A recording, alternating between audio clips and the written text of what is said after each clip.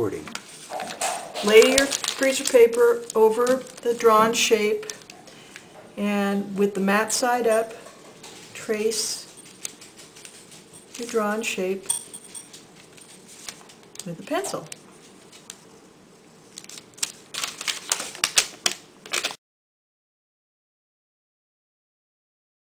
Using your paper scissors, cut along the line that you traced. It's important to cut cleanly because any little bubbles or waves or jags will end up in the shape when you press it.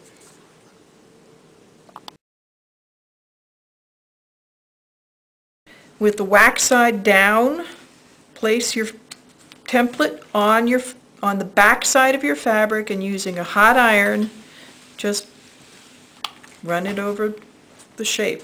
It adheres lightly with the wax. Okay. Cutting with a scant margin, a little less than 1/4 of an inch. Cut around your shape, this time with your fabric scissors, leaving a fairly even margin all the way around.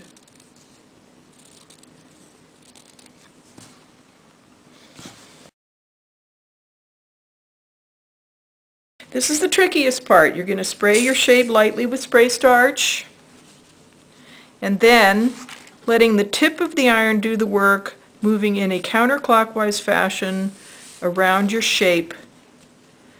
Press your seam allowance down. If you let the tip of the iron do the work, you don't have to worry about burning your fingers.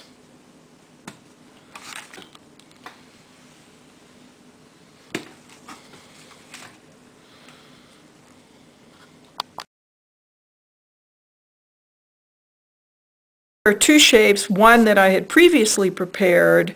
This is the one that I just made. It doesn't have much of a tail, so it would be very simple to make a nice sharp point. This one has a little tail that gets swept under in the applique process.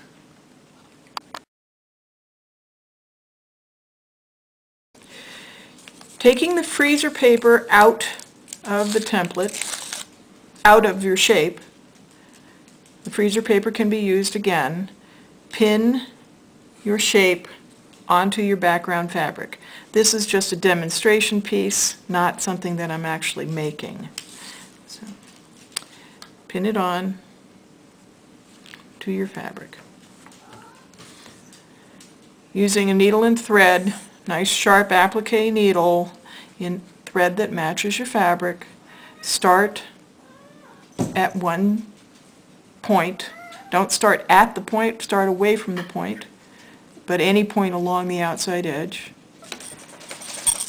Bring the needle and thread up through the fabric, and then advancing it slightly, catch just another tiny bit of edge.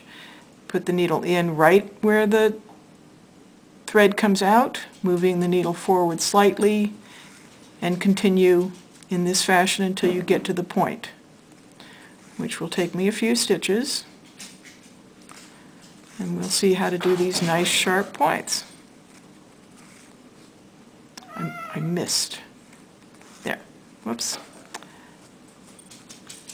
And if you use a nice blind stitch, your applique stitches will not show much at all, if at all. I'm trying to rush so that this video can be, and haste always makes waste. All right. Getting to the point.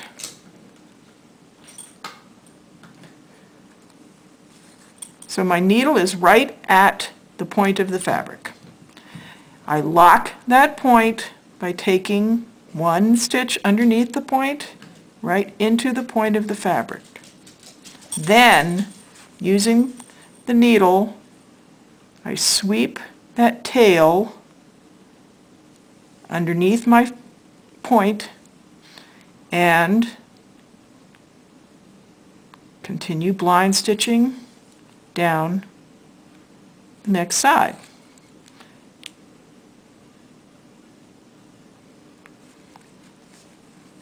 And as you can see, it makes a nice sharp point.